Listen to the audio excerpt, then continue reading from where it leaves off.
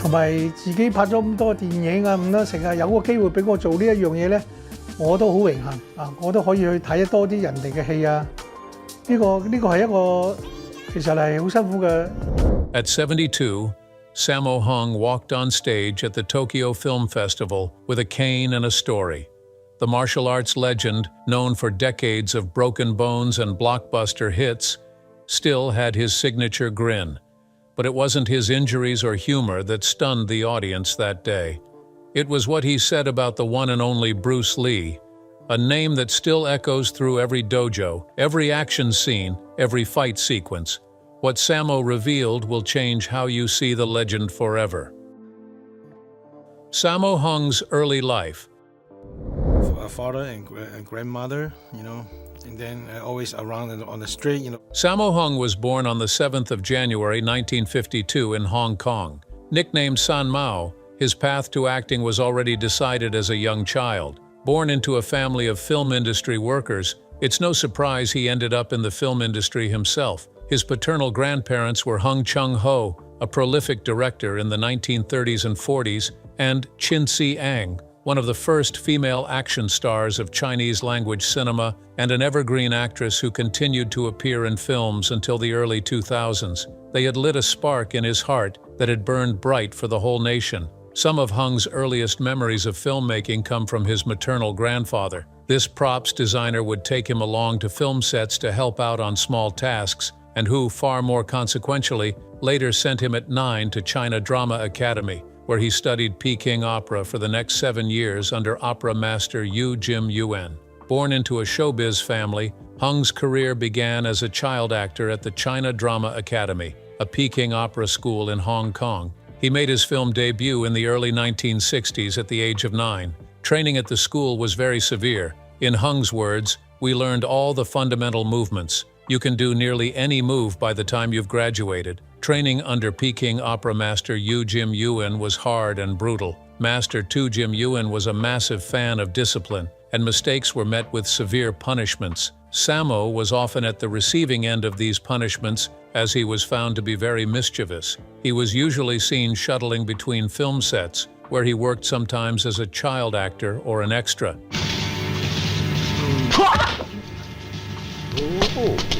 He also worked at the Lai Chi Kok amusement park, or Lai Yuen, as it is more commonly called, where he would take part in acrobatic performances with his fellow apprentices. Even as a young child, Hung dazzled the audiences. Crowds gathered to watch him perform and never left disappointed. His ability to captivate and ensnare crowds was evident in his ancestry and was proof that he belonged on the stage. His ability to step into character in the blink of an eye and make unnatural movements was a fantastic thing to watch. Why do I keep running into Fatty here? Maybe it's fate. There was a time when Sammo Hung Kambo, one of the world's great martial arts film stars, and for a long time the only overweight one, was slender enough to play Sun Wukong, the fabled character known as Monkey King.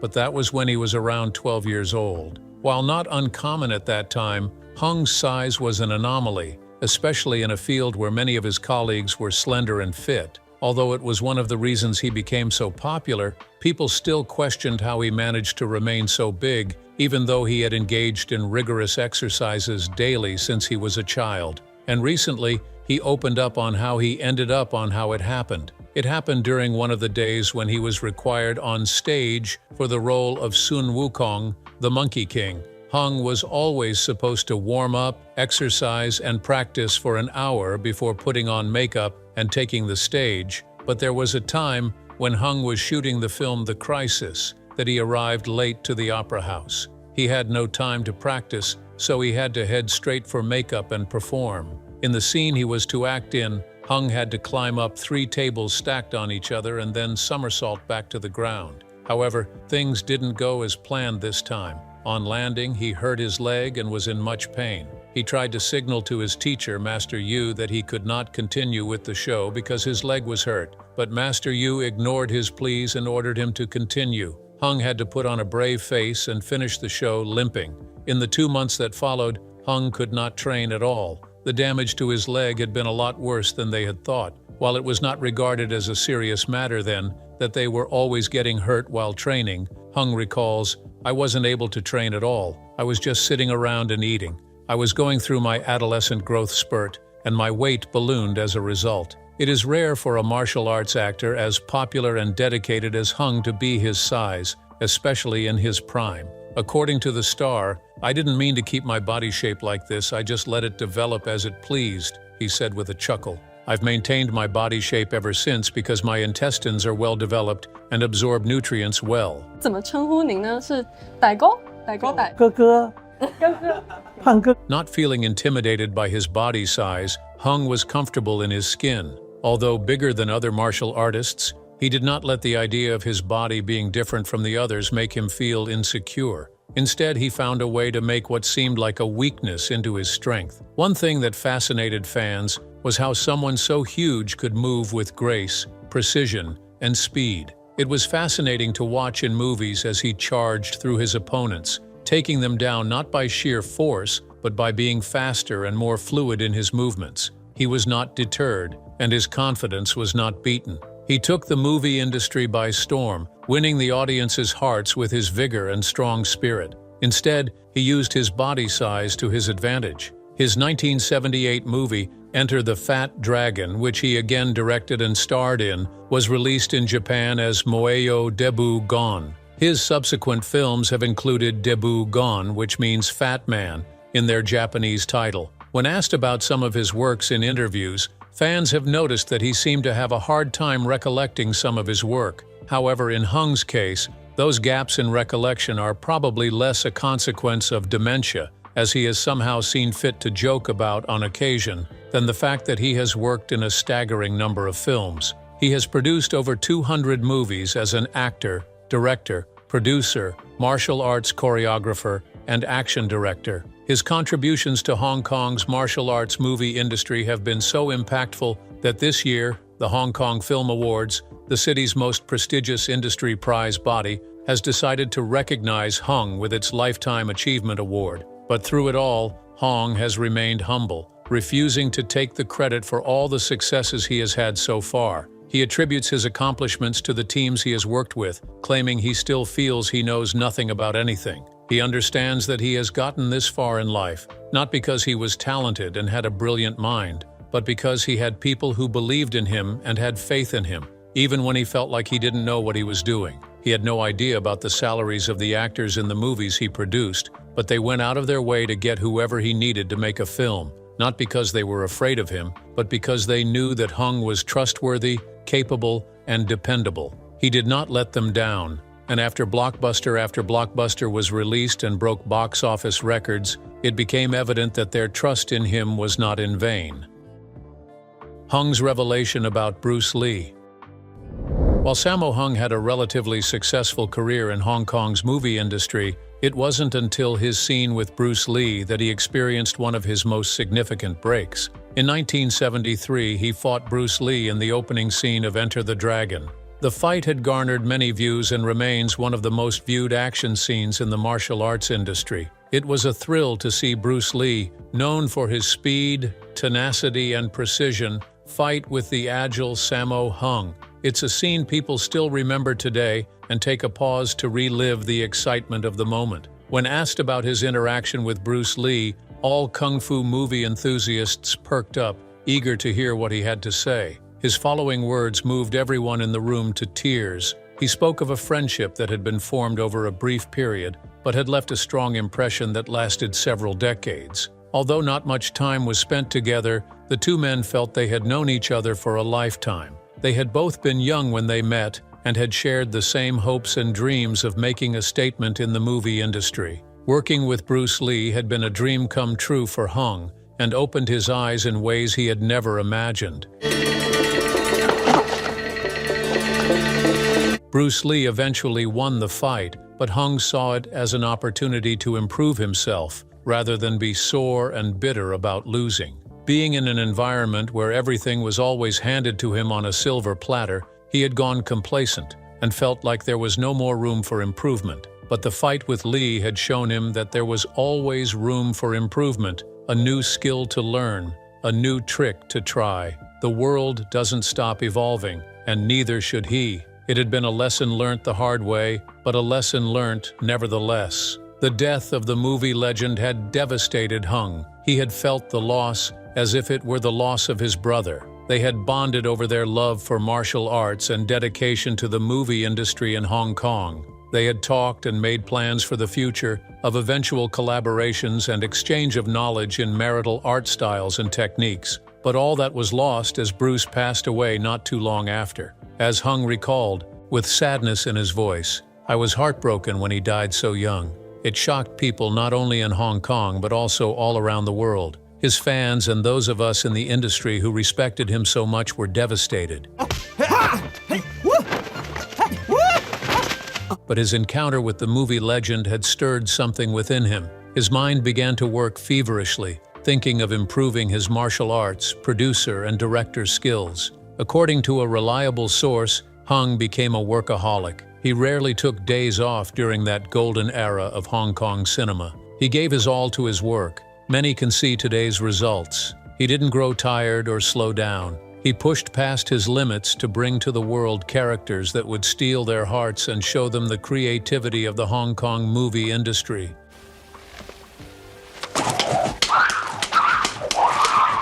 His encounter with Bruce made him reach for something deeper within him that would spark a new revolution within the industry. They were not the same people and had different likes, ideologies, and thoughts, but they loved acting and martial arts and would do almost anything to promote their prominence on the global stage. And for these two hardworking and dedicated men, that was enough to earn each other's respect. They weren't rivals. They were different aspects of the same industry. One funny and charming, the other intense and passionate. Though not as long as others would have hoped, their meeting was an eye-opener for the two young men.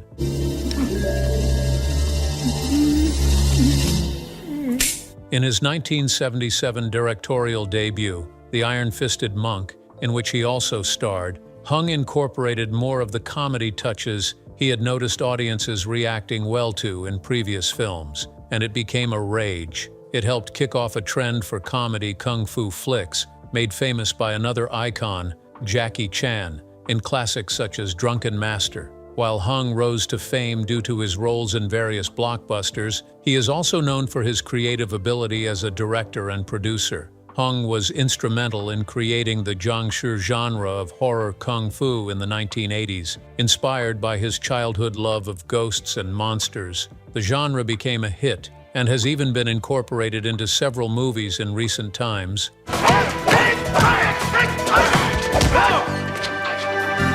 While the 1990s didn't see Hung as active as he had been in previous decades, Hung was no less busy. He starred in 2 seasons of CBS's Martial Law from 1988 to 2000, making him a rare East Asian lead on a U.S. broadcast network show. Co-starring with Arsenio Hall, the show was a surprise hit, despite Hung's dialogue being limited by his English ability. For Hung, the language was the most challenging part of the movie. Being unfamiliar with English, it had been hard to get his lines right. Scenes where he had to speak English had to be retaken repeatedly, much to his frustration. In an interview, he had said with a laugh, "When people asked me if there were anything I would like to change about America, I told them I wished everyone would learn Chinese to make it easier for me."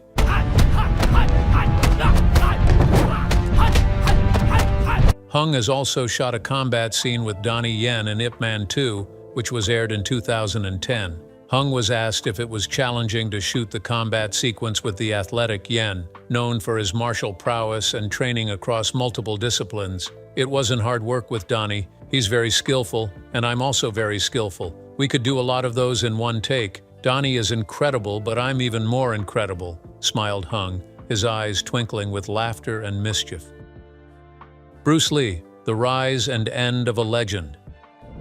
Bruce Lee was born on November 27, 1940, in San Francisco, California. He was an American-born film actor renowned for his martial arts prowess and who helped popularize martial arts movies, especially in the 1970s. Lee was born in San Francisco, but his family later moved to Hong Kong, where he grew up. He was introduced to the entertainment industry at an early age, as his father was an opera singer and sometimes took on acting roles whenever he could to supplement his income. The younger Lee began appearing in films as a child and was frequently cast as a juvenile delinquent or street urchin. As a teenager, he got into a lot of trouble. He was dedicated and passionately spoke about whatever cause he was fighting for. Some might say he was too dedicated and always got into trouble. He was what you would label as a wild kid. He often got into fights with local gangs and began learning kung fu to defend himself better. He also started taking dance lessons responsible for his refined footwork and balance. And apparently,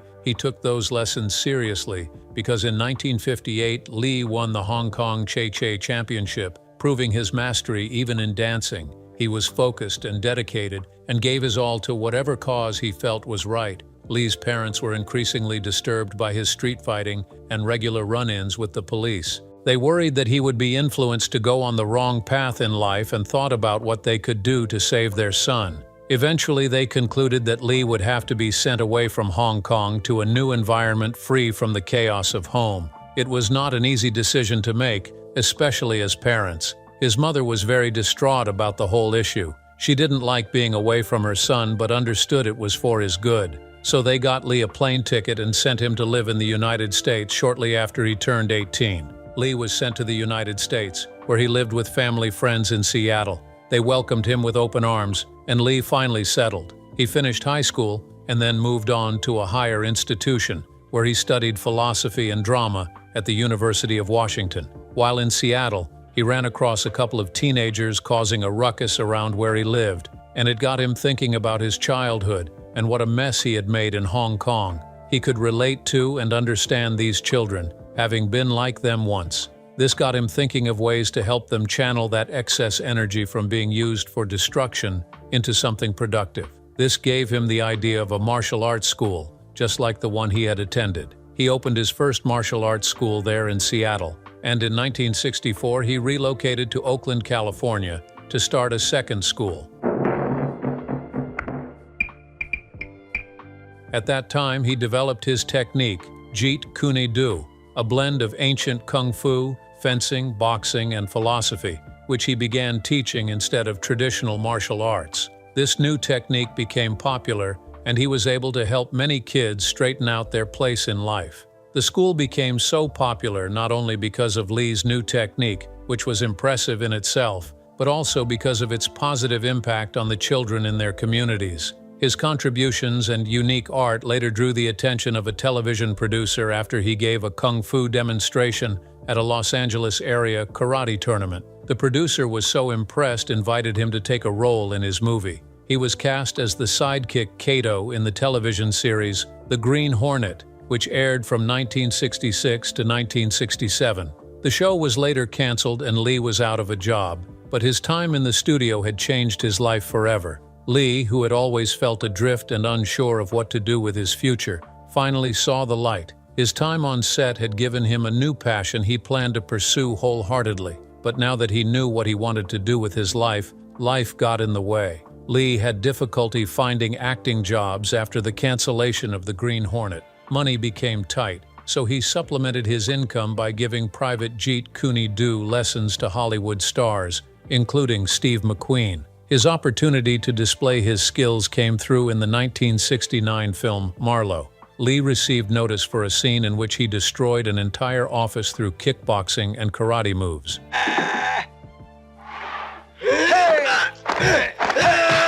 While the door into Hollywood opened up for him, it didn't open up how he wanted. His role in Marlowe left an impression of him being a violent and destructive person, and he couldn't find roles that portrayed him otherwise. Troubled by his inability to find other suitable roles, however, he moved back to Hong Kong in 1971. There, it seemed his luck had begun to shine. He was cast for and starred in 2 films that were so successful they broke box office records throughout Asia. He later found success in the United States with Tang Shang Da Xiong in the movie Fists of Fury, which was released in 1971, and Jing Wuman in 1972. He also acted in The Chinese Connection in 1972. His rise to fame was instant. Fans loved him, his character, and his philosophy. His display of power and refusal to give up no matter the circumstances greatly endeared him to fans. He wasn't popular just for being strong. He was popular because his fights spoke for resilience and a not easily broken spirit.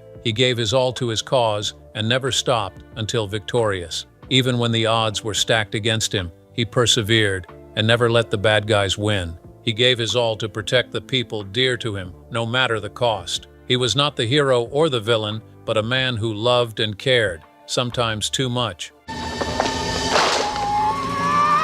Lee used his sudden box office clout to continue his plans to make his dreams a reality. He went on to form his own production company. He also went on to co-produce, direct, write, and star in his next film, The Return of the Dragon, also known as The Way of the Dragon. Lee's following film, Enter the Dragon, which was released in 1973, was the first joint venture between Hong Kong and US-based production companies, and it became a worldwide hit, thrusting Lee into international movie stardom.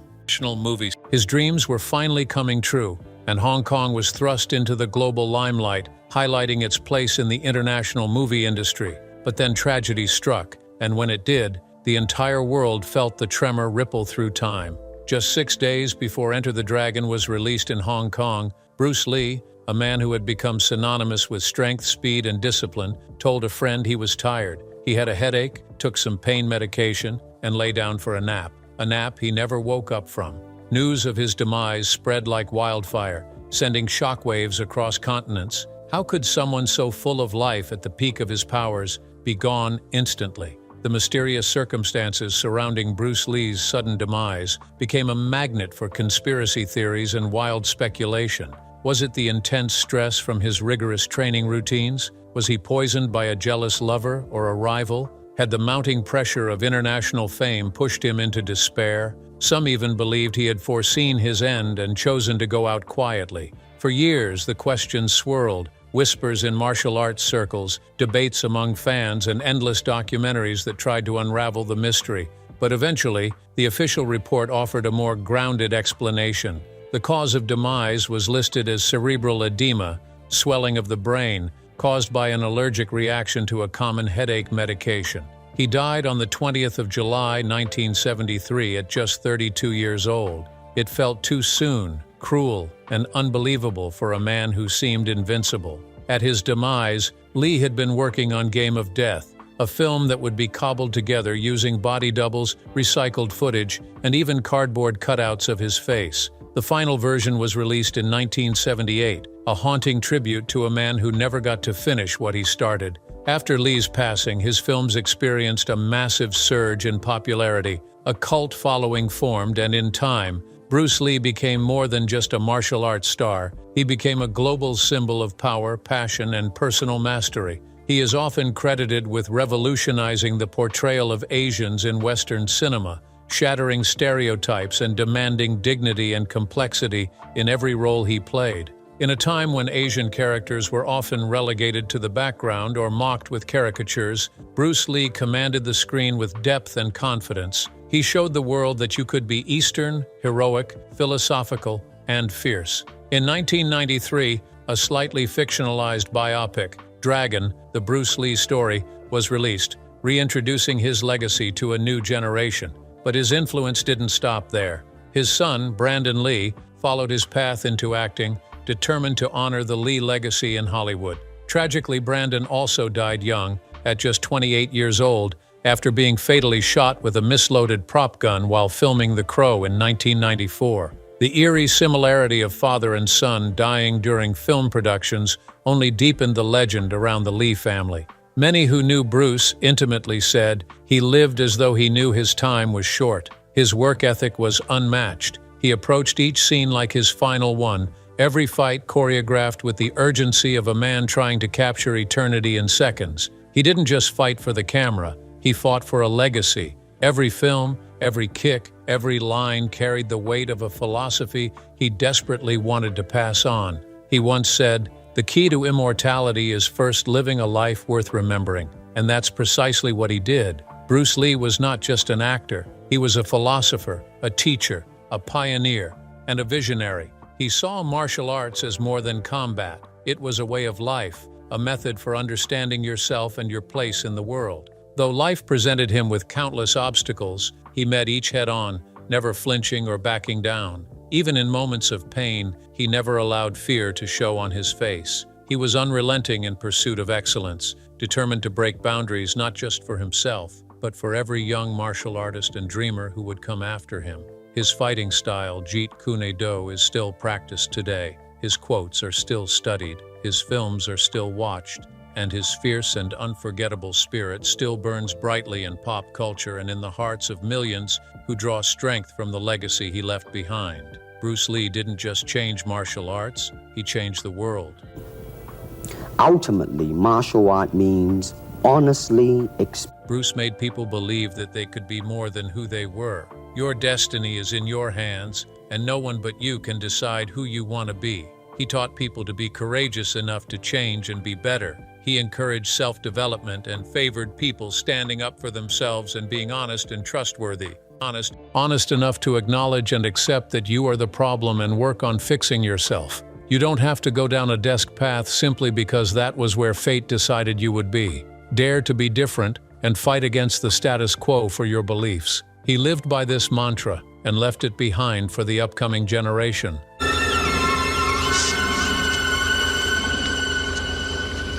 Lee was a fiery spirit who took what everyone thought was ordinary and invented something new and powerful. He still stands today as one of the pioneers of martial arts in the 20th century. Many people may not realize it, but Bruce started a trend here to stay, one that celebrates tenacity, cunning, and raw power. During his era, he existed as a symbol of strength and always thought that power, when earned, was to be used responsibly to defend the weak and fight against evil. In his own right, he was a superhero of some sort, not just a legend, but the legend, a legend that would carve a path for others to follow. That is the legacy that he built, one that still stands firm, even today. What do you think about this story? Please share your thoughts in the comments. Don't forget to like, share, and subscribe for more content like this.